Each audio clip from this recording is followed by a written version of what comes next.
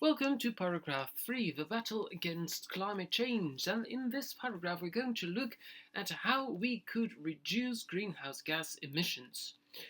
And there's a big problem on our planet. We do have to cope with population growth. And why is that a problem? Then I could ask you, how can we reduce our carbon footprint? How can you do that? And what are possible drawbacks of renewable energy? And how can we even get better in reducing climate change? Well, to understand that, we have to go and look at how we can reduce greenhouse gas emissions. There are different possibilities which we are going to look at. We could slow down population growth, but the question is how? We could save on energy. How? We could capture and store greenhouse gases. How? And we could use the energy transition. What should we do? So first of all, how can we reduce greenhouse gas emissions? Well, the best thing to do is use renewable energy, like solar energy, wind energy, hydropower, which means using the force of water in rivers, geothermal energy, when we are using the warmth from our planet, biomass, which is a point of discussion because you're still burning the remains of plants which emit CO2, but people say these plants did grow, and when they were growing they were using CO2, so that means that it's CO2 neutral. Yes, is it true? It's a question. And you can use tidal energy, and what is that? Well, you might know when you're talking about high and low tide, water flows in and out of a river. And if you put a generator inside that river, it starts turning when the water flows in and when the water flows out. So that means energy can be generated by that flow of water, which is of course a possibility even in the Netherlands because of the fact that we do have rivers which are having the estuary in the North Sea or near the North Sea. So that could be an option, but we're still not using that a lot because it's pretty pricey and it's quite difficult to build. Next, why is population growth a problem? Well, there are just too many people on our planet, and there is more need for food than we can produce. So we have to think of it, how can we divide that equally? Well, the easiest thing is just slow down the population growth like they did in China by saying for many decades you may get only one kid per family. And yes, it worked because the population of China did not grow that fast. It did grow, but not fast. But you might want to think about that. Is it ethical to say something like that? Can we ask people to get less kids? Maybe we should, because it has an enormous impact on our planet. I mean, if you look at the way our planet will evolve during the upcoming years, our planet will have 8 to 10 billion people around 2050, and that is too much. In the year 2100 it could be 16 billion people.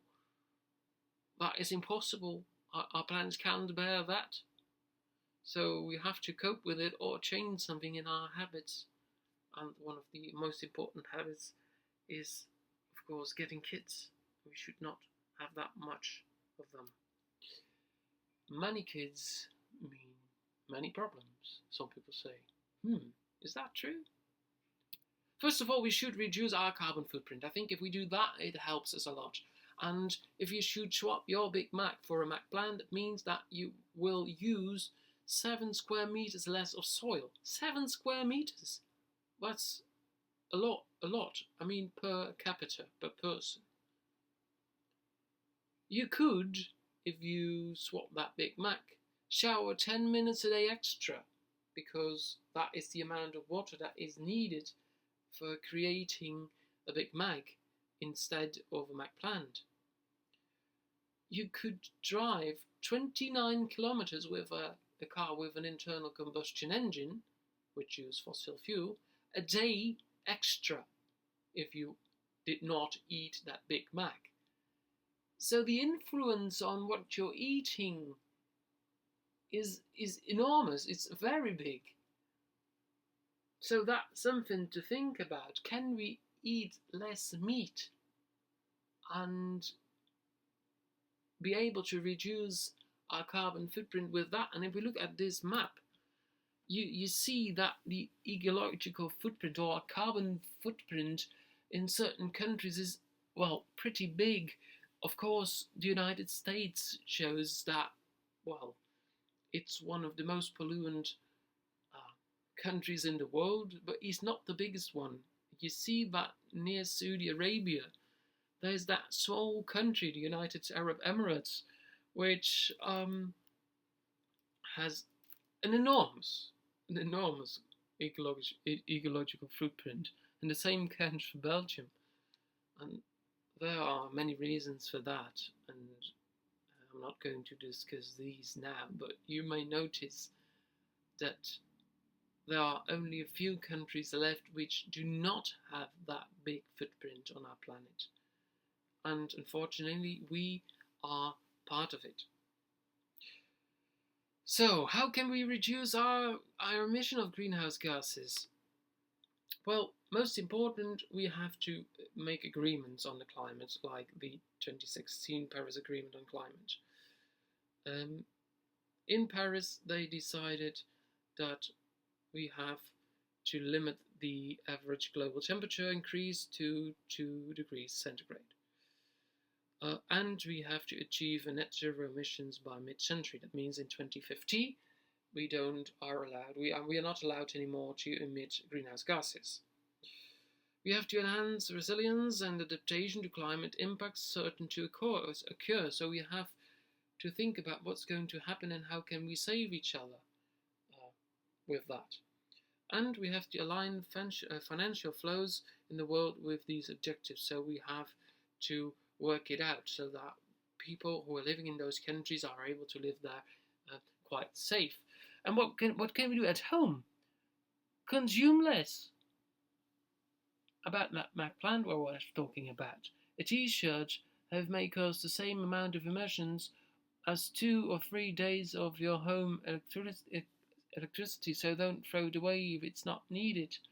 The second one, we were talking about eat less meat. Improve your home's heating by insulating your house and getting a heat pump installed, which of course very expensive to do, but it works because you won't need all these fossil fuels. Sure, if you do have solar panels on your house, which means that you're using your own energy to heaten up your home. While traveling, the easiest way to make a difference is to travel by train if possible. Even better is not taking as many flights. Using an airplane is one of the most important things that is used today, and they emit a lot of greenhouse gases. So don't do that. Invest in renewable energy. Get solar panels on your roof. Buy shares in winter solar cooperatives, which means that they are getting more important in the market when you're talking about the energy production. And of course, lower your electricity use. One way of doing it is buying energy efficient home appliances. So if you're using something which uses a lot of energy, like a dishwasher or a washing machine or something like that, they are using a lot of energy. So if you buy a newer one which uses less energy, that could be better.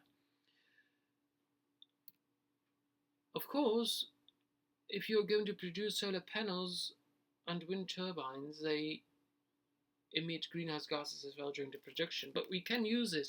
And they did a research. If you look at that map, you see that red square with world on top of it. That means that if we should create a field of solar panels that size, that only that square could create enough energy for the whole world. That's something we should think about, but it's not possible yet. Battery packs, very important because they store energy, but they contain lithium, which is a natural resource and it has to be mined. And when you're mining it, it causes CO2 emissions. The problem is when you're putting solar panels on our houses in the Netherlands, it means that we are at a higher latitude, which means that the sun is less powerful. For example, I do have solar panels, and during a spring day, somewhere in April or May, it works better than during winter. Wind turbines, they won't work without a breeze. If there's no wind, there's no energy. And we do need a lot of surface to create or to generate renewable energy. If you look at the photograph on the bottom of this on this slide, you may notice these are solar fields, and we do have them in the Netherlands as well, but they can't be that large because we need that soil for other things. And even better, other options. As I told you before, using an airplane is not a good idea because they are emitting a lot of CO2. So,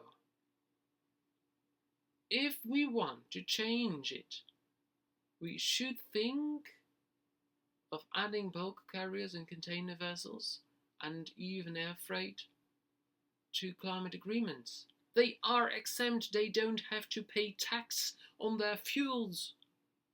However, they emit tons of CO2, and we have to pay a lot for our emission. I mean, if you are using a car nowadays, 75% of the amount that you pay at a fuel pump today, at a gas station, is tax. 75%. And those big vessels do not pay that tax. They are exempt of it because it is better for the economy. Yes, it's better for the economy, but it's not for our planet. So if we force these companies to pay tax, they are going to change because they will find another way to transport their products, which of course for them is cheaper, but is better for the environment as well. So, I hope that you can get your own opinion on this topic because it's very important. We have to get on with the saving of our planet. And how can we do that? Well, through these ways. These are a possibility.